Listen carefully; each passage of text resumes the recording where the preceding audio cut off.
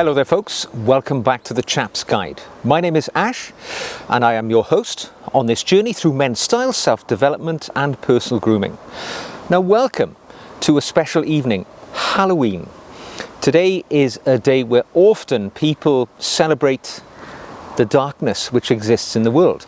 And I thought it would be a good time to share with you some correspondence which I've received from a viewer to the channel who shares an experience which they encountered in their journey to Chap Nirvana.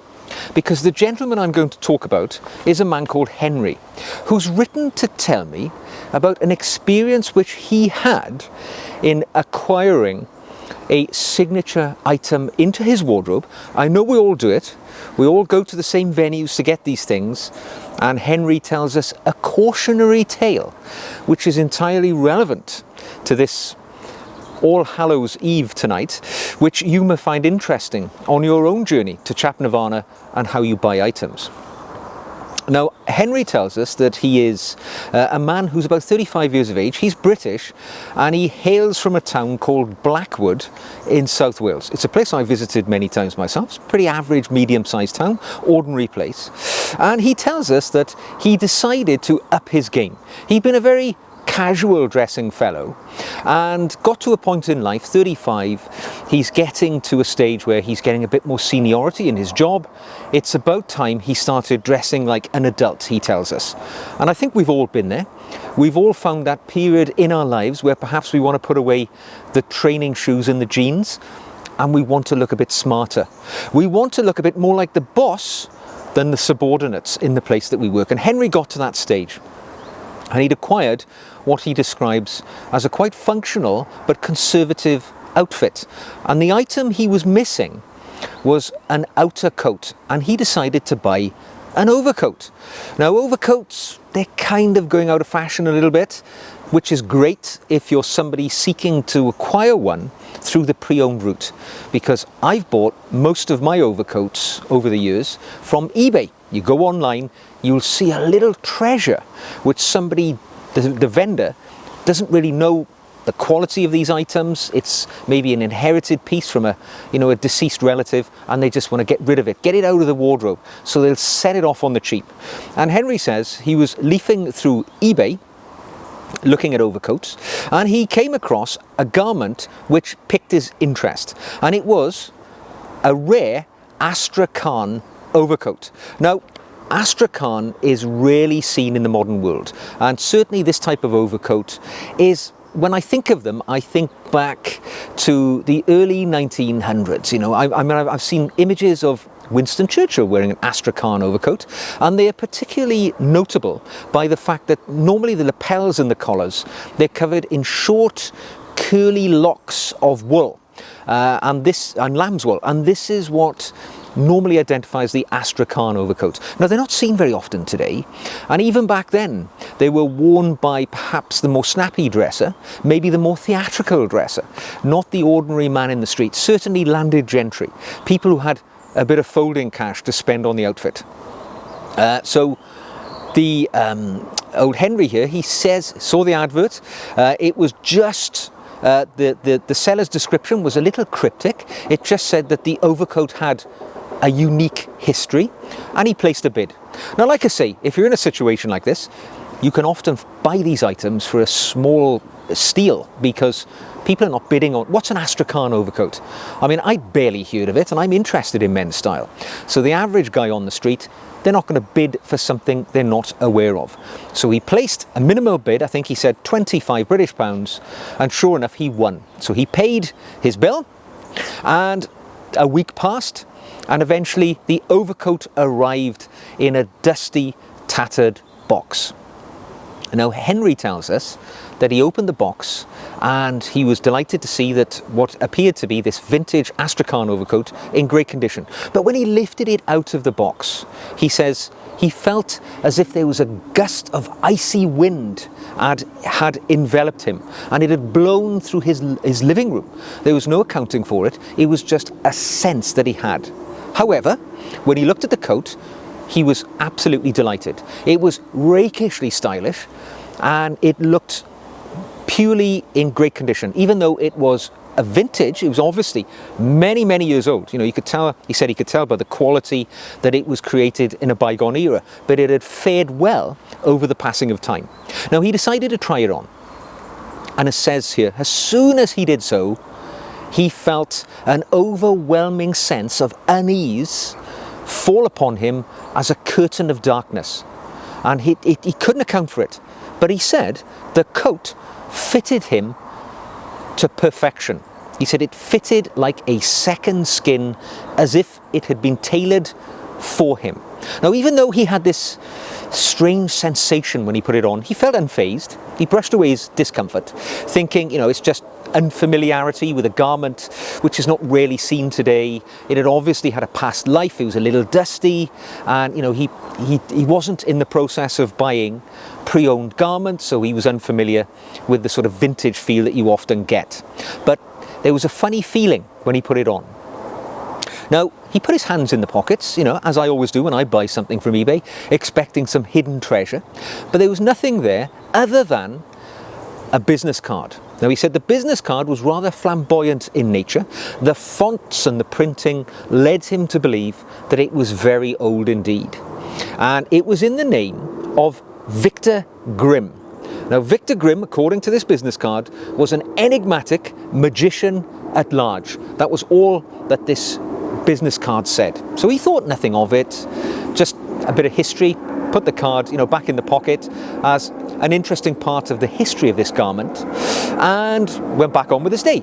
Put the overcoat in a wardrobe in his spare bedroom because it smelt a little musty, and he decided, you know, he lived alone in his home, so he's unmarried, so he puts it in his wardrobe. He had an empty wardrobe, and he put some nice smelly items in there, you know, he said some lavender, with the intention of infusing the coat perhaps with a better odour than the mustiness which comes with probably being in a wardrobe for decades, which had clearly been the case with this overcoat, which was in great condition but obviously been stored for a very long time. And he put it in there, thought nothing of it. So he tells us then that he was lying in bed, and he's normally a pretty heavy sleeper, but he says he woke in the middle of the night and he thought he could hear some voices. He could just get a hint of whispers. He thought, that's odd. He got up, walked around the house, and he said couldn't see nothing. You know, there was nothing unusual. Listened at the window in case there was something happening in the street that was, you know, coming into the house. Couldn't hear a thing. Put it down to an imagination, or maybe a bit of a dream. He went back to bed. Then he heard these whispers again. Couldn't put any sense to it. However, you know, he lay awake that night, still uncertain what it was all about, but putting it down to, and it's happened to me, you know, I've got up in the night for a pee, walked back and forth the bathroom, you get, you know, you think you've seen something or heard something, or I share my house with a cat. There's always something scratching or a bit of a noise somewhere. It's just one of those things. He felt the same. The following night, he woke up again with a start. He thought he could hear these whispers yet again, but this time he got a sense that the whispers were intended for him, that they were calling him. So this time he got a bit disconcerted by this. He got up, walked around the house, but this time he could still sense these whispers, almost not heard but sensed. That sort of subtle, half understood noise. He walked around the house. These whispers seemed to be drawing him to his unused bedroom in his home. Funny, walked into the room, nothing in sight. Opens the wardrobe where he senses the noise is coming from, to find nothing in the wardrobe other than his recently purchased Astrakhan overcoat, sat there on a hanger, doing nothing. But the voices seemed to stop. He felt really uneasy now, went back to bed, and he lay there all night with this deep sense of fear. You know, he felt the cold tendrils of fear nipping at the extremities of his mind, starting to embed themselves within him. This was something he'd never experienced in his life. He was a man who was scientific in outlook, didn't believe in the spiritual, but this was something he'd never experienced before, and it really left him feeling unhappy, frightened. He got the sense that the overcoat had been calling to him, that there was a secret, a darkness, a malevolence behind the message it was trying to transmit to him, which he was only half able to understand. And he was definitely thrown into a sense of what the hell is going on here. This has never happened to me before. So the following evening he goes to work, having had no sleep the night before. And he's gripped now by a sense there's something wrong here, right? Something is out of order. I've never encountered this before. So he gets that business card relating to Victor Grimm and he goes online. Where do you go to research? Online. He goes online and he puts in Victor Grimm, does loads of research. And he finds, in fact, some archived newspaper coverage relating to a town in another part of England. I'm not going to name it because I don't want to bring it to anybody's note for this purpose, because it would be unfair to do so. But a town maybe 100 miles away from where Henry lives. And there's a local newspaper which has, been in sort of running for many years. But an archived piece of news footage, but an article relating to Victor Grimm, he was able to call it up on their archives. And sure enough, there was this press article relating to a local magician, Victor Grimm. He clicks on the image and it brings up the archived photographed microfiche, and there's an image of Victor Grimm. And when he saw it, Henry was struck to his very core, because the man he saw looking at him was wearing the Astrakhan overcoat which now resided in his spare room wardrobe back in his house, and he was flabbergasted. It was the same coat. The image related to an incident which happened over 100 years ago, but the image was as fresh as a daisy and the coat was easily recognizable. He read the article, could barely contain his interest, his fascination. It related to a magician who regularly performed at a local theatre in this town. And on one occasion, and he was known, this Victor Grimm, as a magician always pushing the edge. He was a man who was involved in the Victorian fascination with the occult and the spiritual world. And as a magician and as an illusionist, he was somebody who was fascinated by that, and his activities as a performer kept getting deeper and deeper into the realms of the unknown, the spiritual, the occult. And the article was titled "The Enigmatic Magician Victor Grimm and His Mysterious Disappearance." So as you can imagine, Henry's heart was racing as he read the story. And it turned out that this Victor Grimm, as I say, regularly performed in variety performances within this local theatre. On one occasion, he'd set up an elaborate on-stage theatrical act of illusion, I guess you would call it, where it was his intention as the magician to gain contact with the other side, the spiritual world. He'd set up a curtain, there was a mirror in which he was using as a prop in this act. He was on stage, he started, creating an incantation or whatever, calling out to the spiritual world behind the curtain to make it more atmospheric for the audience. Suddenly, all went silent. The curtain was withdrawn, Victor Grimm was gone. All that remained was the Astrakhan overcoat lying in the centre of the stage. Everybody applauded. They thought this was a fabulous illusion, and the incantations to the occult, the spiritual world, were just part of, the apparatus to get people invested in this story.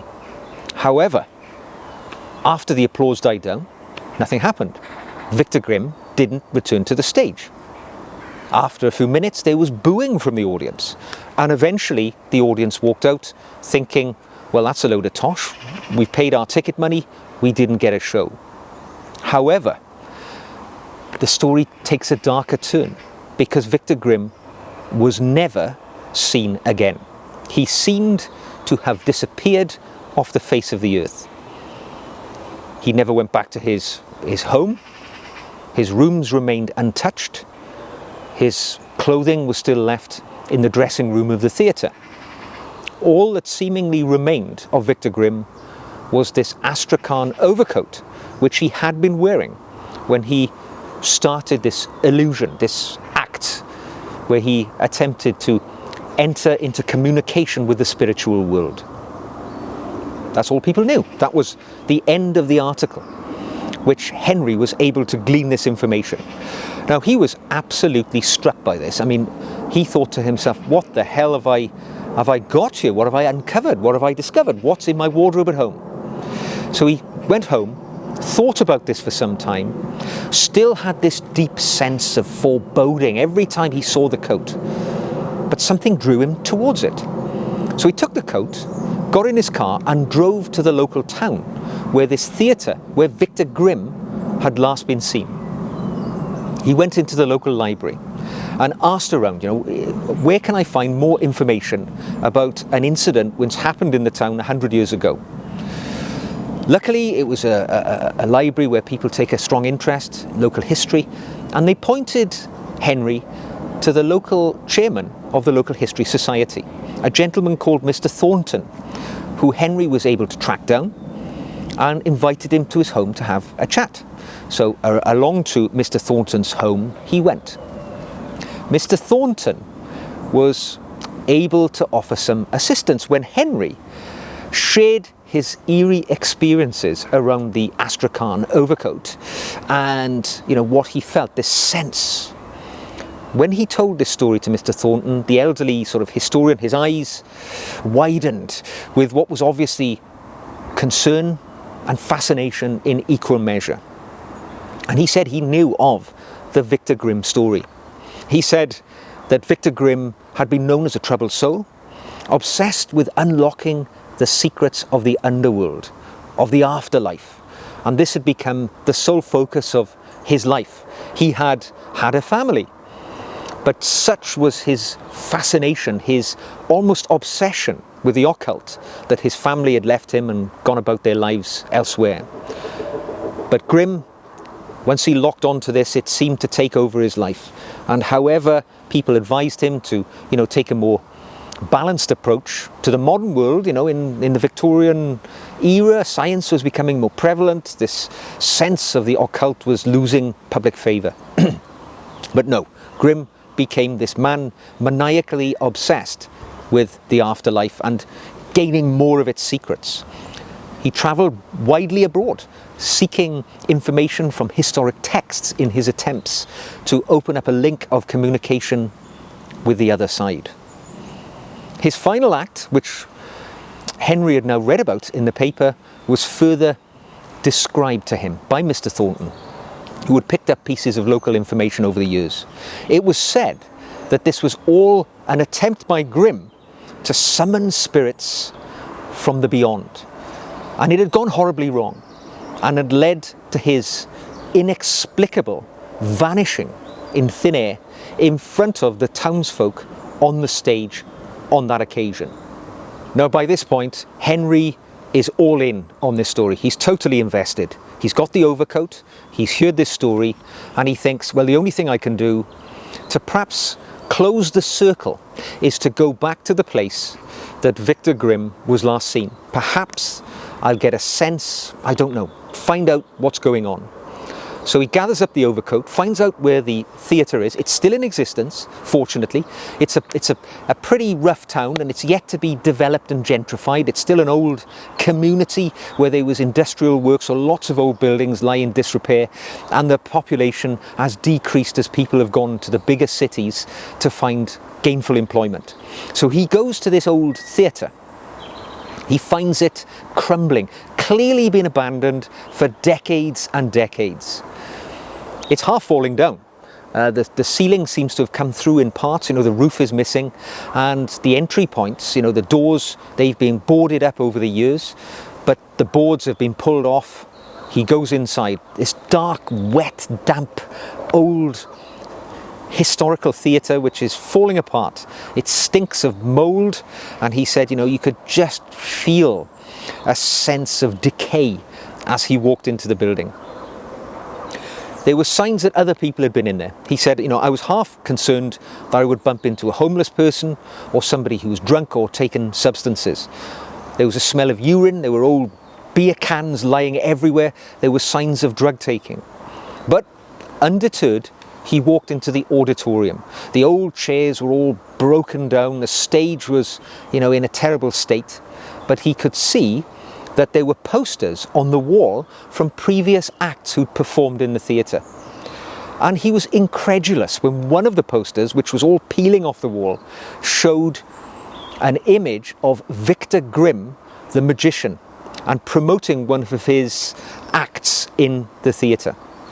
He now knew he was onto the right track. He walked around. He wasn't getting too much of a sense, but there was this really strong feeling, he says, that something was present. He thought it was another human. He put it down to that. He called out, but nobody replied. He thought perhaps it's rats, noises scattering around.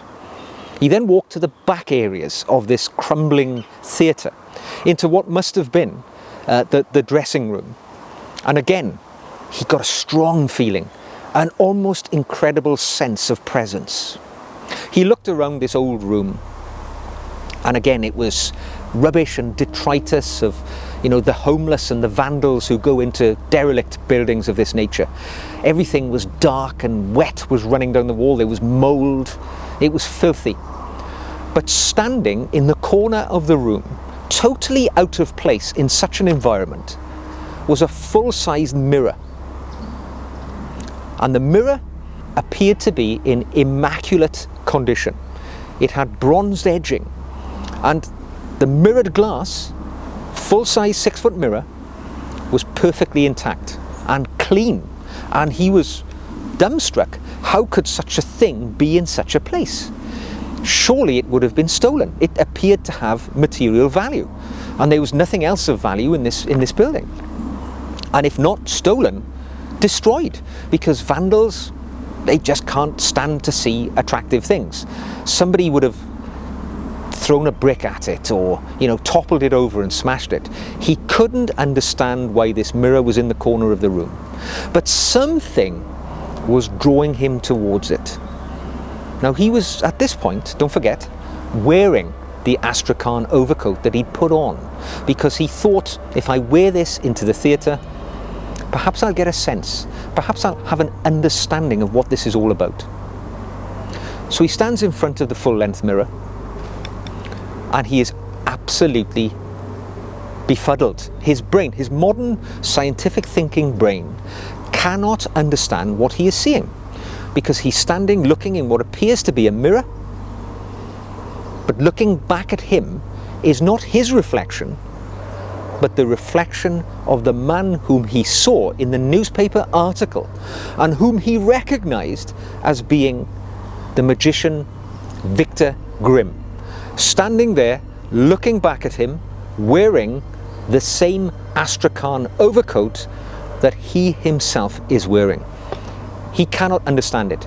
He goes up to the mirror. He looks around the back. He's thinking, is this a joke? Is this an LED screen which is made to look like a mirror? Is somebody playing an elaborate trick upon me? But it isn't the case. He steps back. He looks in the mirror.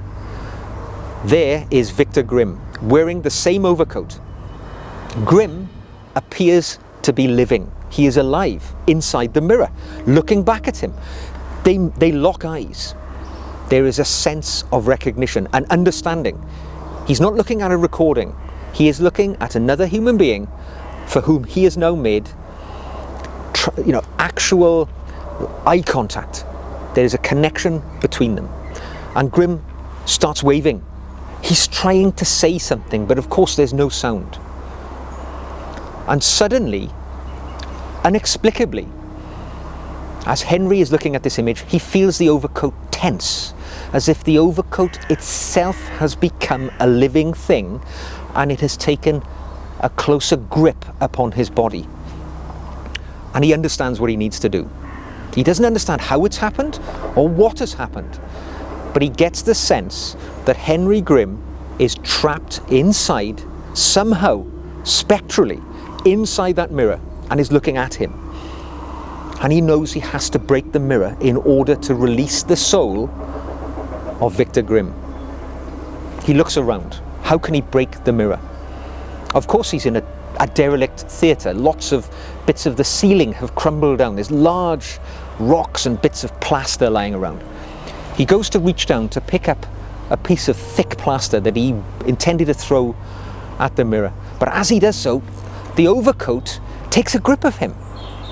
It has a life of its own. It pulls his arm away from this piece of plaster on the ground. But he's 35, he's fit, he's a strong young man. He fights against the overcoat and picks up this piece of plaster. He battles against all of his strength because the overcoat is fighting him. He tries to throw it, but it falls short. It's exhausting. He strains all of his tendons, all of his muscles, and again he battles the overcoat. He's sweating. He's feeling the physical exertion like he's never had before. But he manages to pick up this piece of plaster and throws it with all his energy against the mirror. And as he does so, he sees Victor Grimm inside, encouraging him, trying to get him to do it. So he knows it's the right thing to do. The piece of plaster hits the mirror and a crack appears. He realizes that the mirror can be broken at this point. It gives him a surge of strength. He tries to walk towards the mirror to finish the job. The overcoat all the time pulling him back as if a force within it is dragging him down.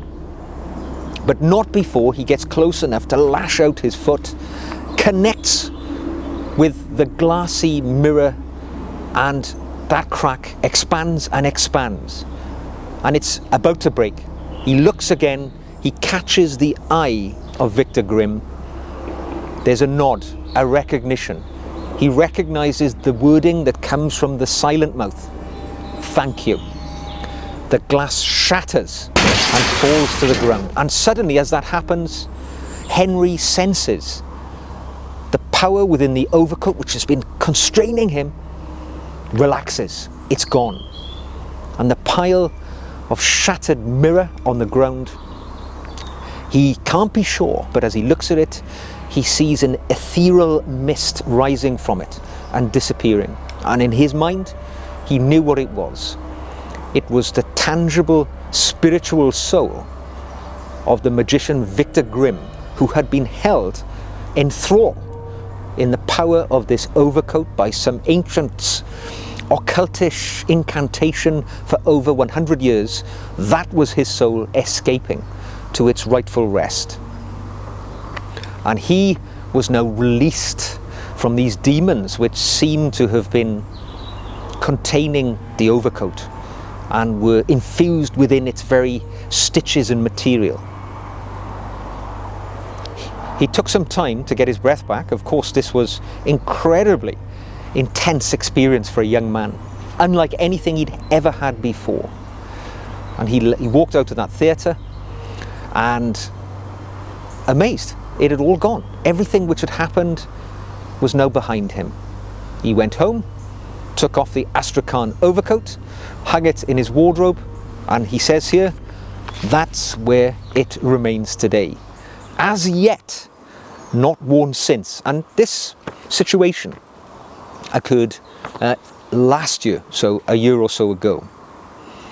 And Henry tells me here that, when he reflects upon that period of his life, he has to say to people, think carefully when you buy an item, a pre-owned item from eBay, because you never know what experiences that garment or those shoes or those accessories, the tie that you're buying has had before. What spirit may still inhabit it of the previous occupant. Now for me, I only see a fabulous story where a man has purchased a wonderful overcoat for only £25, and everything else is just something that goes along with that. You, though, might see it as another reason not to buy an item from eBay. Carry on, don't buy them. All the more wonderful artifacts for me and the other well-dressed chaps to find. when we go out there. But there we go. One story from an intentionally well-dressed man who got more than he bargained for with an item which he bought from eBay. I hope you've enjoyed today's Halloween special. If you have, please give it a thumbs up.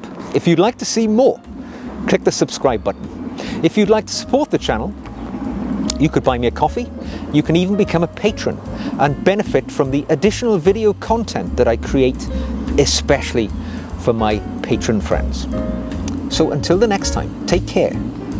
Be careful what you bid for, and I will see you again very soon.